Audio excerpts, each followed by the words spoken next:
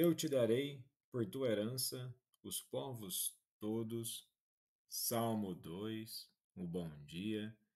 Desejo a você uma excelente segunda-feira e semana e que possamos permanecer na paz de nosso Senhor Jesus Cristo. Em nome do Pai, do Filho e do Espírito Santo. Amém. Recorramos sempre à poderosa intercessão de Maria Santíssima, nossa Mãe, e de São José, o Justo. E o salmo de hoje tem relação com a universalidade da salvação. A epifania, ou seja, a manifestação de Deus, se dá a todos os povos, e o chamado é para que todos os povos verdadeiramente se convertam a Deus. E vivemos na semana da Epifania, por assim dizer. No domingo, no Evangelho de ontem, tivemos exatamente a celebração da solenidade da Epifania, que é a visita dos Reis Magos a Jesus, ali expressando exatamente a apresentação da salvação a todos os povos. E a semana da Epifania se dá pela razão da qual cada dia dessa semana o Evangelho ele apresenta a divindade de Jesus. Mas não simplesmente a sua divindade de um Deus isolado, a sua divindade no Deus manifestado no ministério e no serviço à humanidade. Veremos que no Evangelho de amanhã, de terça-feira, teremos a multiplicação dos pães. Na quarta-feira, Jesus se apresenta novamente como uma manifestação de Deus caminhando sobre as águas. Na quinta-feira, Jesus ele ensina na sinagoga, ele fala que o Espírito do Senhor estava sobre ele, e na sexta-feira Jesus cura um leproso. Tudo isso para manifestar a fé em quem ele é e no que nós devemos acreditar.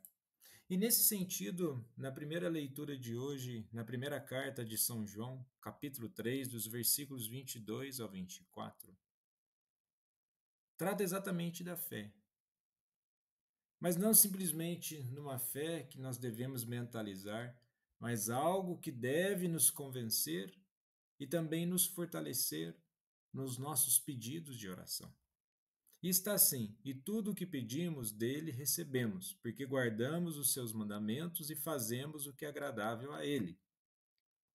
Este é o seu mandamento, que creiamos no nome de seu Filho, Jesus Cristo, e que nos amemos uns aos outros conforme o mandamento que ele nos deu. Quem guarda os seus mandamentos permanece em Deus, e Deus nele. E sabemos que ele permanece em nós pelo Espírito que nos deu. Então vejamos, a base de todos os mandamentos é o amor manifestado ao próximo. E nesse sentido, se estamos numa semana da Epifania, ao qual Jesus revela o seu poder, que alcança o próximo, coloca a serviço ao próximo, também devemos ter a mesma manifestação de nossas atitudes perante a vida. E o interessante que nos versículos iniciais, e tudo que pedimos dele recebemos, porque guardamos os seus mandamentos.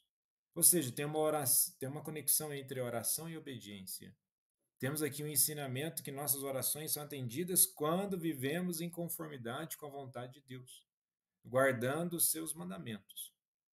Aqui há uma ênfase na integridade da vida cristã. Oração sincera é acompanhada pela obediência. E tal obediência deve levar ao entendimento da fé em Cristo e amor ao próximo, e essa conexão reflete a unidade entre a dimensão vertical, fé em Deus, e horizontal, amor ao próximo.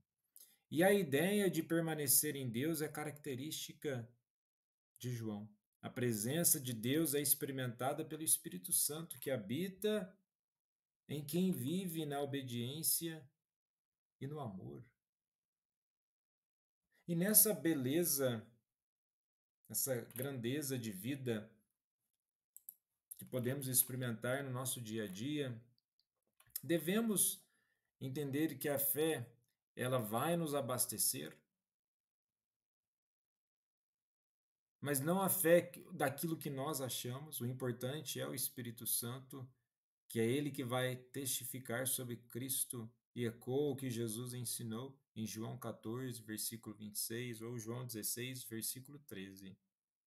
Isso é importante, né? Nessa beleza, no entendimento daquilo que nós devemos caminhar no nosso dia a dia.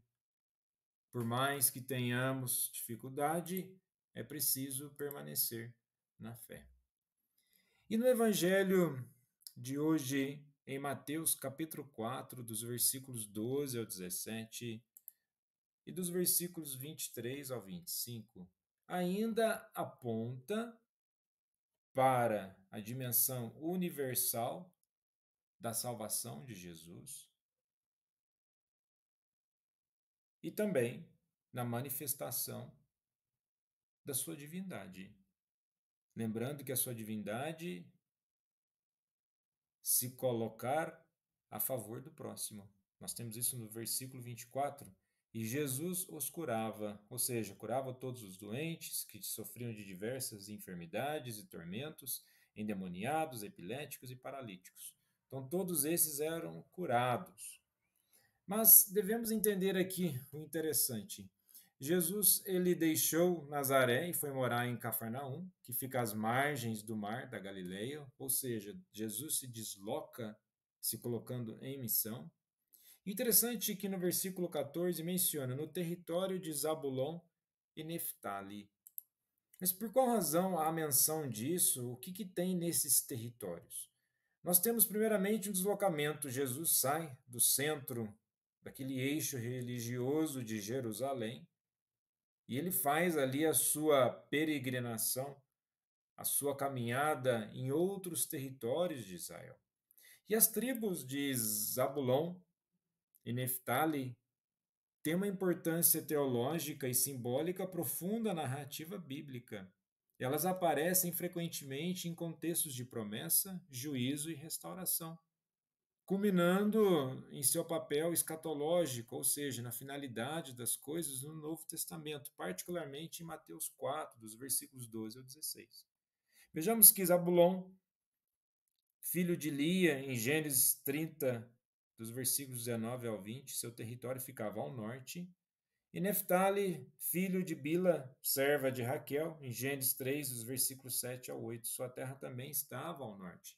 Ou seja, Jesus eles têm um deslocamento de uma parte de Israel, ele vai para outra parte, no sentido até da própria unificação do povo judeu, no aspecto dessa unificação, até mesmo no aspecto da universalidade, para que alcance a todos que estão em Israel. Mas certamente essa salvação não fica apenas para aqueles que estão em Israel.